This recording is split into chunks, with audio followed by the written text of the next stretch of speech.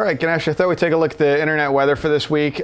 This is the most probe ports, which is the ports that have had the most scan traffic in general, irrespective of how many devices are scanning. The only one that I think we're going to take a closer look at is this 8545 TCP, which is the Ethereum geth wallet. We've talked about it before on the show. It jumped up 13 positions here, so that's pretty significant. We'll take a look at what that looks like. All the other ones we talked about on the show before. Nothing surprising in this cast of top 10. The only one that people might not recognize immediately, although we've talked about on the show, is 81 TCP. Yeah. A lot of that is usually related to the go-ahead web server vulnerability, because it tends to run on port 81. There's a real popular DVR camera system, one of the those multi-camera DVR systems that uses port 81 TCP with go-ahead web server that is vulnerable to that. So that's probably what people are scanning for on that one. Which lots of botnets use. Right. Seeking them to recruit them into their botnet.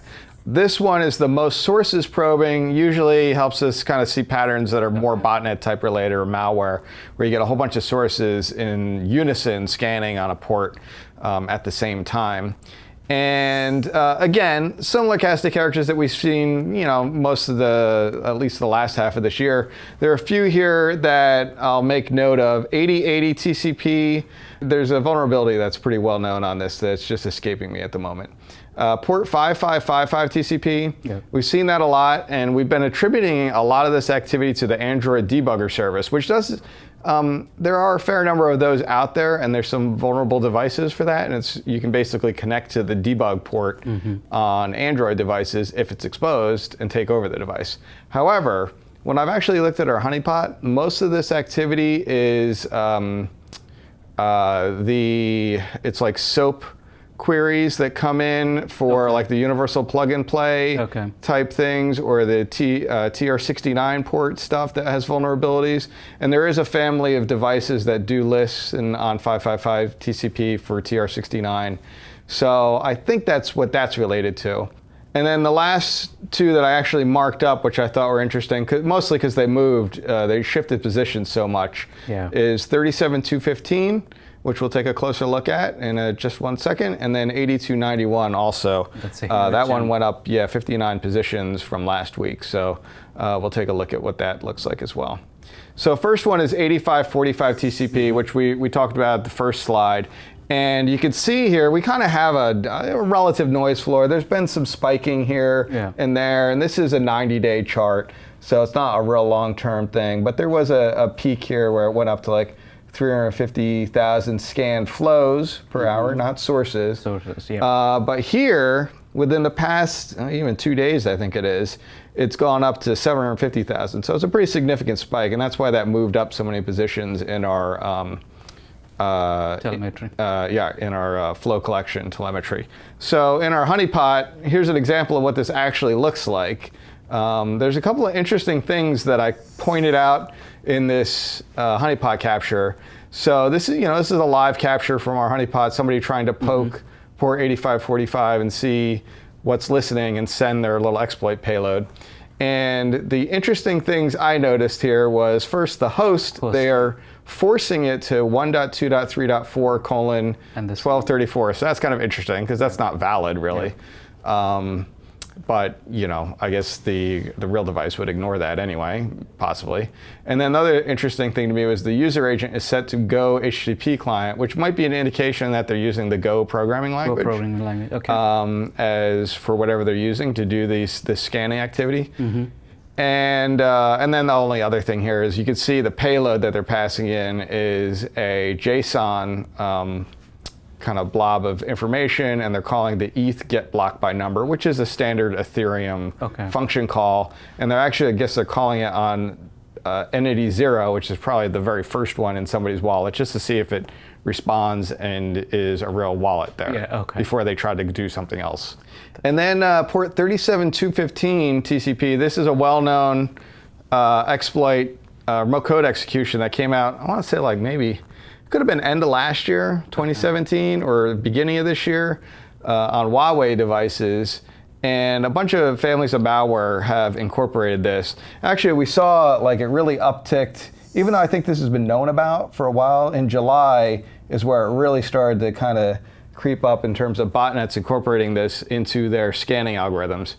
And we've had this general trend. There's actually a really big spike here where it went from maybe an average of 2,000 scan sources per hour up to 9,000. So somebody told their botnet, hey guys, somebody who had a decent sized botnet, start scanning on this. And they did it for maybe 2 days or 3 days, and then they stopped.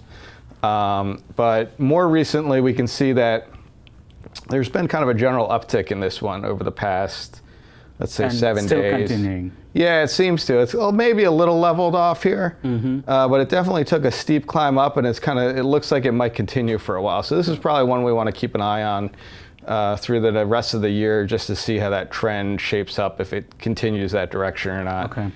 And then, here's an example of what this looks like if you saw it on coming in towards your network. And I kind of highlighted just really the important point. Well, you can see that it's a Huawei home gateway that they're targeting here when they pass it in. So they're passing in some indications that it's Huawei related. But additionally, in this SOAP request, in the new status URL, they're passing, you can see it's a $paren, which basically says, execute. In Linux, that means executes whatever in between these parentheses. Yeah. And there's probably a bug, I'm sure there's a bug in the Huawei, and that's how you execute. So when it reads this in, instead of just reading it, it's actually executing it, even though it's not supposed to. So that's the bug that they're exploiting. Yeah. And what they do is they go fetch this piece of malware, which is not available anymore. I tried to get it, but it was not, it wasn't at this address anymore. And then they, make it executable, and then they run it with a parameter of self-rep.huawei, which I'm going to guess is probably self-replicate to go start scanning for other devices. And it's interesting, they have given whole permissions to everybody. Yeah, that's probably just them being lazy, is my guess. Just saying, make it executable, because who cares? Anybody who wants to run it, because it's malware, right? Yeah. And then lastly, we had the 8291 TCP. Again, another router, Mikrotik, has a vulnerability that's been, I guess, floating around this year. I know we've seen it come up and down in our list. I don't remember exactly when the vulnerability was discovered. And we've seen kind of weird spikiness with this one, but there's kind of a general noise floor of not very many. I want to say, so that's 1,000 at the one, so 500. It's probably like a 250 scan sources per hour, which is not a lot. But this is a pretty interesting change. So right around the 28th of November, it went up and has stayed up in kind of this very distinct pattern.